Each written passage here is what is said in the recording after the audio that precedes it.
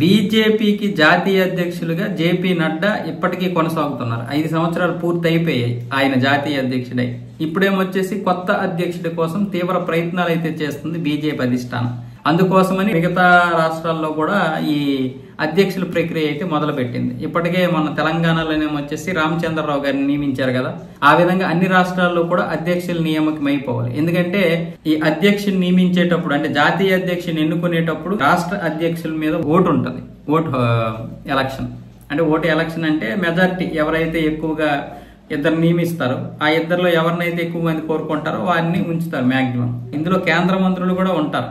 వీళ్ళందరూ కలిసి జాతీయ అధ్యక్షుని ఎన్నుకోవాలి. అందుకని కొన్ని రాష్ట్రాలు బ్యాలెన్స్ ఉన్నాయి, వాటిలో కూడా నిర్వహించి అక్కడ కూడా అధ్యక్షులు నియమించిన తర్వాత రేపు సెప్టెంబర్ 9న ఉపరాష్ట్రపతి పదవికి ఎన్నికలు అయిపోయిన తర్వాత బీహార్ లో జరగబోతున్నటువంటి ఎన్నికల కంటే ముందే ఈ యొక్క అధ్యక్షుని నియమించే అవకాశాలు అయితే ఉన్నాయి.